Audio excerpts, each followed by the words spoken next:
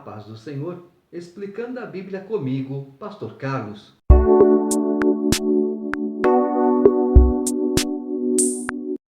Marcos, capítulo 9. Dizia-lhes ainda: em verdade vos afirmo que, dos que aqui se encontram, alguns há que, de maneira nenhuma, passarão pela morte, até que vejam ter chegado com poder o reino de Deus. Então, vê só, o reino de Deus é Jesus. Ele está aqui nos ensinando a falarmos do reino de Deus. Então, o reino de Deus já chegou.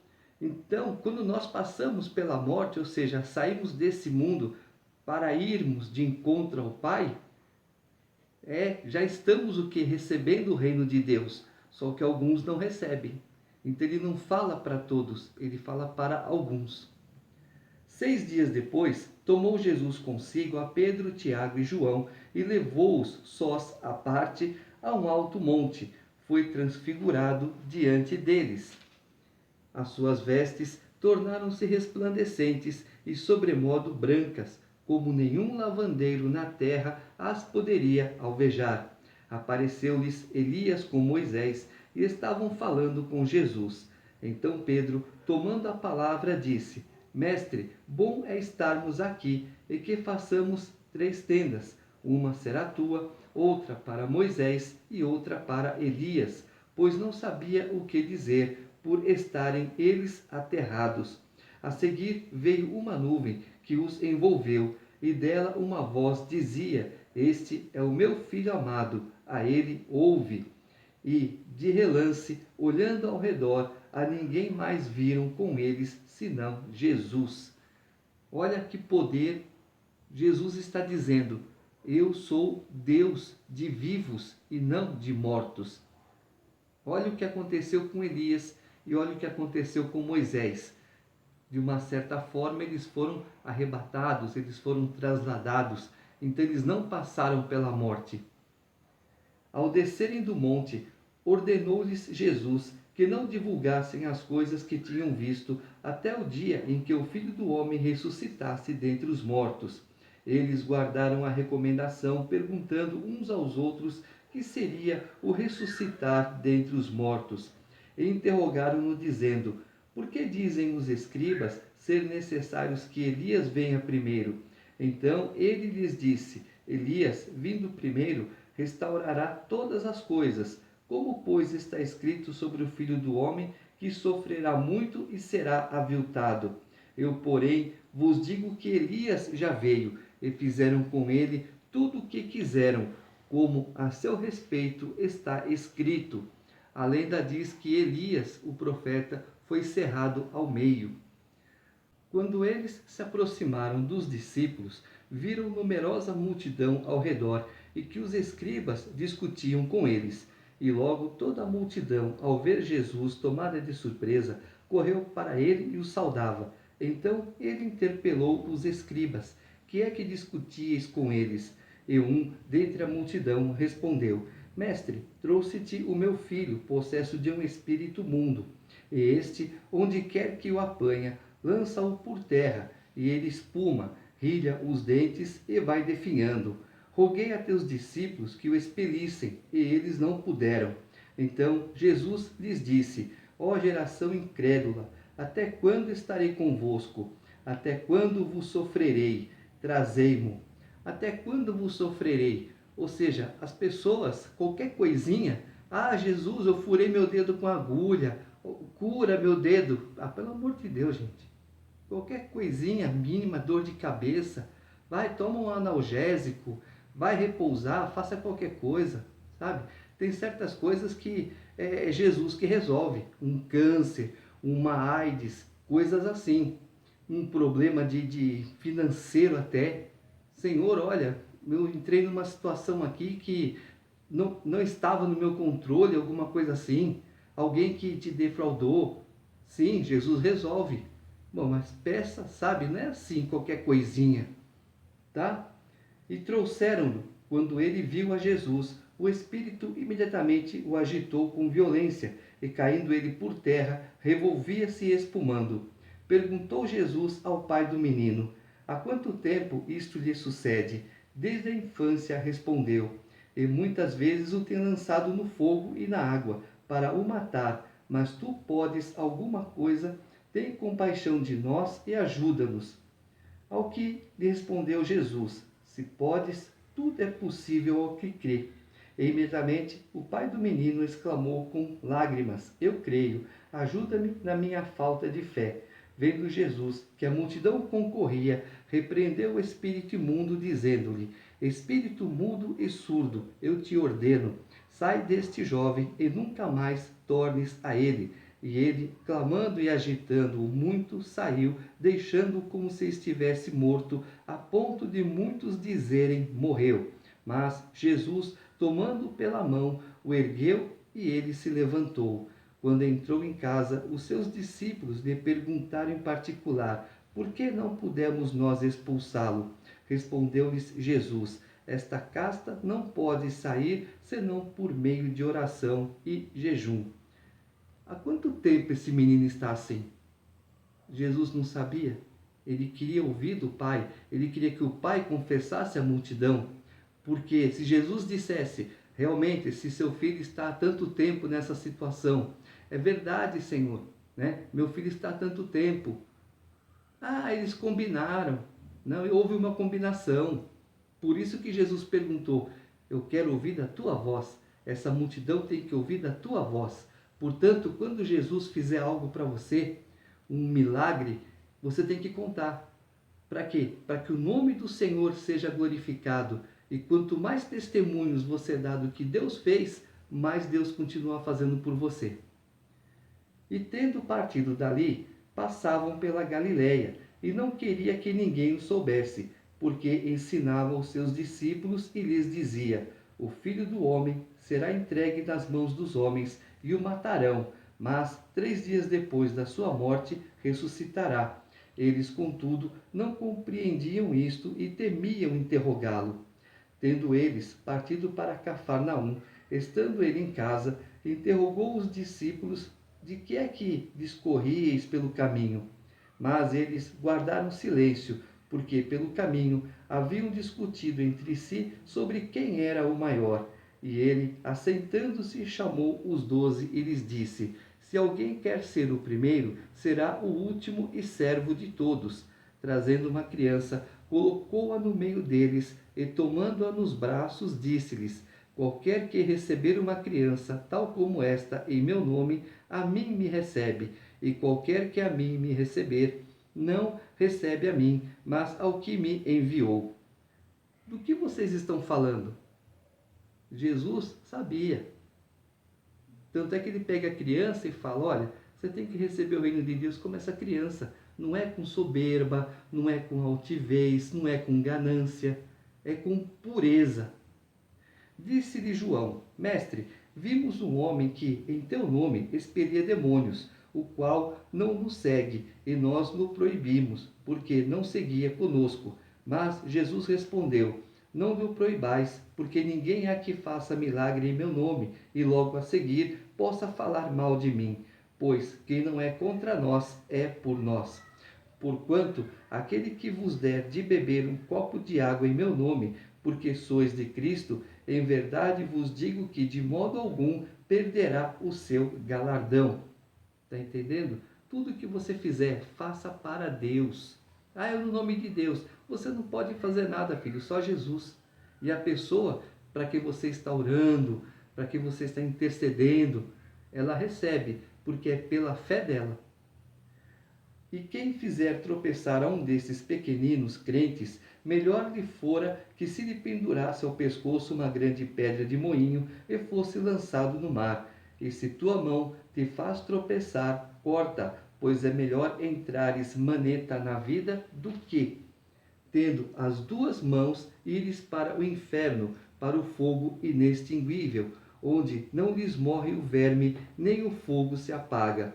E se teu pé te faz tropeçar, corta-o. É melhor entrares na vida aleijado do que, tendo os 2 pés, seres lançado no inferno, onde não lhes morre o verme, nem o fogo se apaga. E se um dos teus olhos te faz tropeçar, arranca-o. É melhor entrares no reino de Deus com um só dos teus olhos do que, tendo os dois, seres lançados no inferno, onde não lhes morre o verme, nem o fogo se apaga. Porque cada um será salgado com fogo. Bom é o sal, mas se o sal vier a tornar-se insípido, como lhe restaurar o sabor? Tende sal em vós mesmos e paz uns com os outros.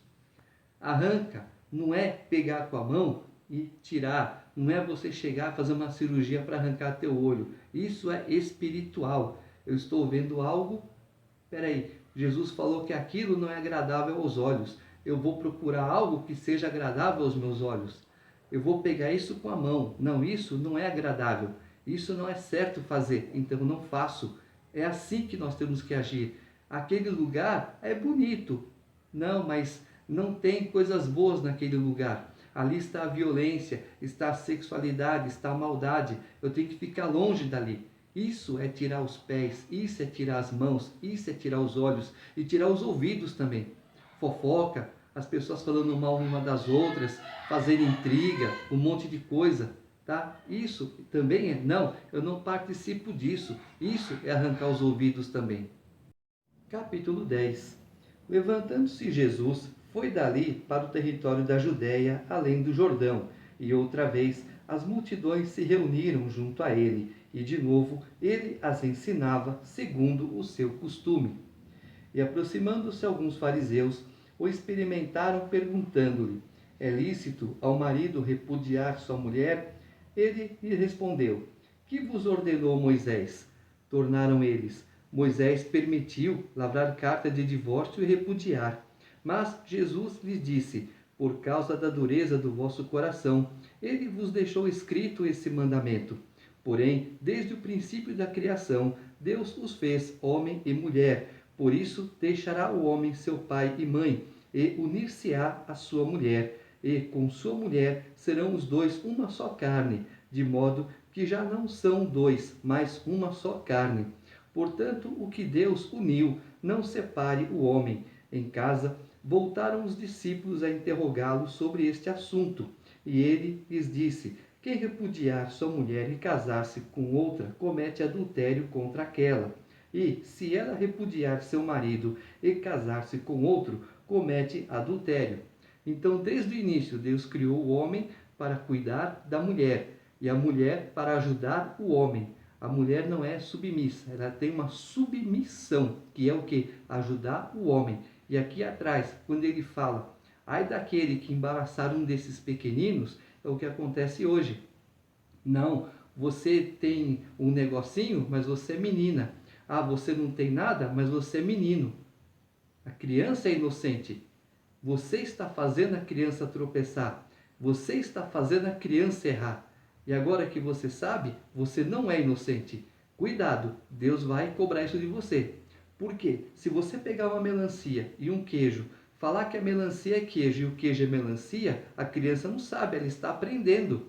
Então você está o quê? Adulterando o ensino da criança. E quando ele fala de adultério aqui, você repudiou, qual foi o motivo? Ah, banal. Ela não sabe passar uma roupa, ela não sabe cozinhar um feijão, ela não sabe fazer um arroz. Esse é motivo banal. Aprende, ensina. Né? Agora, você repudiar sua esposa ou seu marido, que não seja por causa de adultério, é adultério múltiplo. Ah, ele me traiu uma vez, perdoa. Me traiu a segunda, perdoa. Me traiu a terceira, aí não tem perdão. Aí você pode repudiar, dar carta de divórcio sem problema. E pode se casar novamente. Mas em caso de adultério, se não for isso, não tem motivo. Então lhe trouxeram algumas crianças para que as tocasse, mas os discípulos os repreendiam. Jesus, porém, vendo isso, indignou-se e disse-lhes: deixai vir a mim os pequeninos, não os embaraceis, porque dos tais é o reino de Deus. Em verdade vos digo, quem não receber o reino de Deus como uma criança, de maneira nenhuma entrará nele. Então, tomando-as nos braços e impondo-lhes as mãos, as abençoava. Mais um ponto. Mas meu marido me bate, me espanca. Perdoa uma vez. Ah, ele fez a segunda. Não tenha perdão. Se separe. E pondo-se Jesus a caminho, correu um homem ao seu encontro, e ajoelhando-se perguntou-lhe: Bom mestre, que farei para herdar a vida eterna? Respondeu-lhe Jesus: Por que me chamas bom? Ninguém é bom, senão um que é Deus. Sabes os mandamentos: não matarás, não adulterarás, não furtarás, não dirás falso testemunho, não defraudarás ninguém, honra teu pai e tua mãe. Então ele respondeu: Mestre, tudo isso tenho observado desde a minha juventude. E Jesus, fitando-o, o amou e disse: Só uma coisa te falta. Vai, vende tudo o que tens, dá-o aos pobres e terás um tesouro no céu. Então vem e segue-me. Ele, porém, contrariado com esta palavra, retirou-se triste, porque era dono de muitas propriedades. Quando Jesus fita os olhos no jovem e o ama, ele olhou com compaixão. Esse menino não tem entendimento, esse menino não tem discernimento, esse menino está indo por um caminho errado. E qual era o caminho dele? Deixa tudo que você tem e segue-me.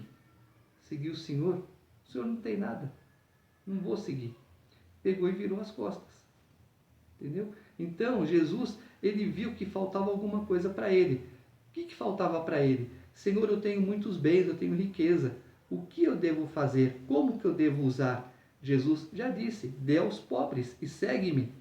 O que você vai fazer hoje? Não. Você tem seus bens? Deus te deu? Ótimo. Faça um bom uso deles, mas peça sabedoria a Deus. Como que eu devo usar essas coisas que o Senhor me deu? Se pedir um carro, Deus te deu, pega, leva o irmãozinho para casa, leva o irmãozinho para a igreja. Isso é o reino de Deus, é você fazer a bondade sem nada em troca. Não, eu vou te dar gasolina. Não, você é pobrezinho, fica aí, deixa, outro dia você paga. Entendeu? Vai levando, não precisa, ele é pobrezinho, ajuda teu irmão, tá? Uma hora chama ele para tomar um café na tua casa. Claro que tem uns que abusam. Então você vai começar a ver quem é que abusa, quem é que não abusa. Então você dá mais atenção para quem não abusa, tá certo? Então é assim. Depois você usufruiu dos seus bens, ótimo. Mas e agora? Vai ficar para quem? Vai ficar para A, B, C, para quantos estiverem. Divida. Ah, eu tenho 10, divide em 10. Eu tenho 20, divide em 20. Mas eu tenho 2, divide em 2. Ah, eles não vão saber usufruir. E você vai fazer o quê? Vai ficar jogado por aí? Não, deixa eles. Se eles souberem aproveitar, amém. Você instrui. Olha, é assim, assim, assim, deve ser usado assim, assim, assim. Se eles seguirem, amém. Se não seguirem, você fez a sua parte. Então, Jesus, olhando ao redor, disse aos seus discípulos: Quão dificilmente entrarão no reino de Deus os que têm riquezas. Os discípulos estranharam estas palavras, mas Jesus insistiu em dizer-lhes: Filhos, quão difícil é para os que confiam nas riquezas entrar no reino de Deus. É mais fácil passar um camelo pelo fundo de uma agulha do que entrar um rico no reino de Deus. Eles ficaram sobremodo maravilhados, dizendo entre si: Então, quem pode ser salvo?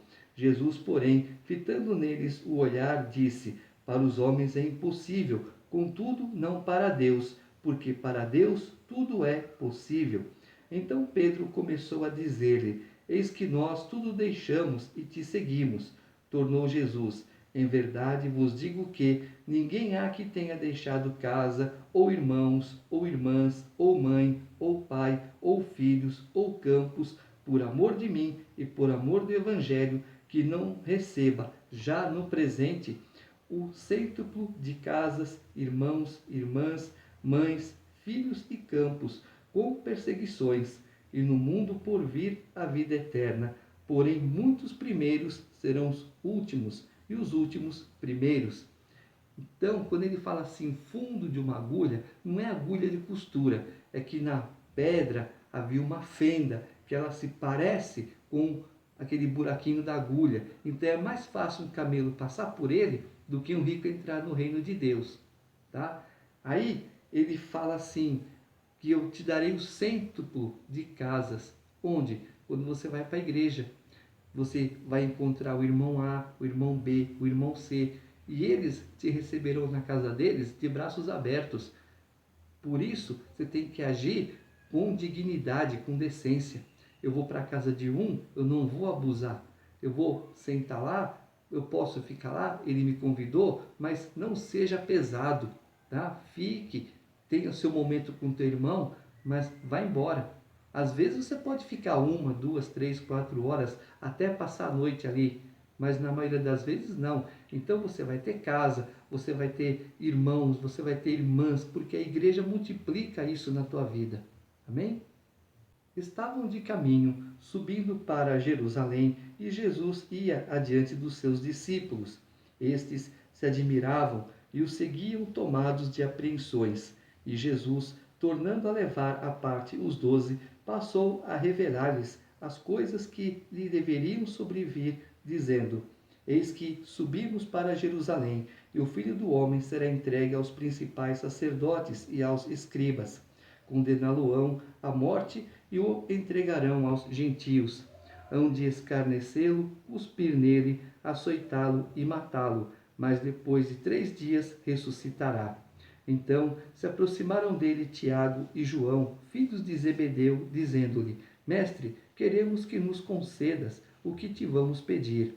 E ele lhes perguntou: Que quereis que vos faça?